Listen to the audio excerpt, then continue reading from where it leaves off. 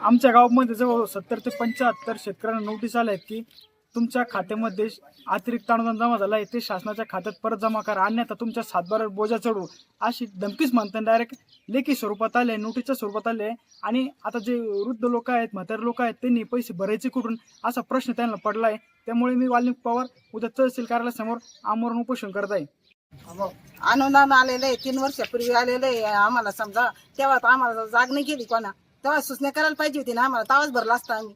आता तिथून नंतर आम्ही काय करायचं, यंदा आम्हाला पीक नाही, पाणी नाही, आमचं नदीच करेल वावर आहे, वावर वाहून जायले सगळं, पीक पाणी नाही, आम्हाला खायची पंचायत उद्या पडेली. काय ठरायचंय मग आम्ही आता, जीव द्यायची बारी आलेली. त्यांना सांगा ना तुम्ही का आता कुठं भरायचंय आम्ही, आमच्या छातीवर बोज आलेला, काय करायचंय आम्ही आता.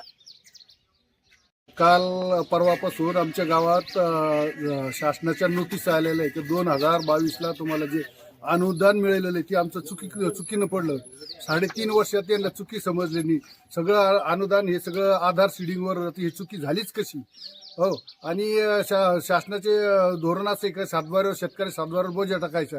आता जे अनुदान समजा 17,000 रुपये कबूल केलं, विमा या 4-5 वर्षात याच्यातले बोजे कोणावर टाकले तुम्ही? शासनाचे विमा कंपनीवर टाकले नाही, किंवा शासन हे हजारो कोटीचे भ्रष्टाचार झाले त्या लोकांना सोडून दिलं नाही. शेतकऱ्यालाच फक्त पैसे भरायचे, याचे नोटीस देऊन राहिले सातबाऱ्यावर बोजा टाकायच्या. शेतकरी भरणार नाही.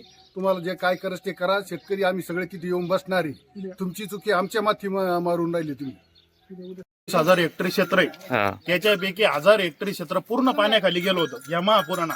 शिवना महिला जो महापूर आलता त्या महापुरामध्ये आमचं जवळपास 1000 हेक्टरी क्षेत्र पूर्ण निकामी झालं होतं. त्याच्यानंतर लोकांच्या विहिरी पडल्या, त्याच्यानंतर लोकांची भरपूर अशी नुकसान झाली. आता ती नुकसान झाल्यानंतर तुम्ही सांगू राहिले त्यांना ते अनुदान, तुमचं दुबार जे अनुदान आलेलं आहे ते भरून घ्या. त्यावेळेस ज्यावेळेस शेतकऱ्यांना हरेली होती, सगळ्या गोष्टी होत्या, त्यावेळेस तुम्ही अनुदान टाकलं. शेतकऱ्यांनी त्याच्यात काही मुलींचं लग्न असन, काही कुठलाही अतिरिक्त खर्च असेल ते शेतकऱ्यांनी करून टाकला. आणि आता ज्यावेळेस शेतकरी संकटात सापडला त्यावेळेस तुम्हाला आणखीन शेतकऱ्याला संकटात सापडायचं आहे का? आणि त्यांच्या जर का रक्ताना तुम्हाला होळी खेळायची असल्यानंतर खेळून घ्या. जे गोरगरीब शेतकरी तुम्हाला दिसून राहिले, हे मोठे मोठे नीरव मोदी सारखे लोक हजारो कोटी घेऊन फरार झाले. त्यांचं तुम्हाला काहीच नाही करता आलं. आणि शेतकऱ्याचे 20-22 आणि 15-15 आणि 10-10 हजारावर तुमचा डोळा आहे का? हे आम्ही अतिरिक्त अनुदान वापस करणार नाही.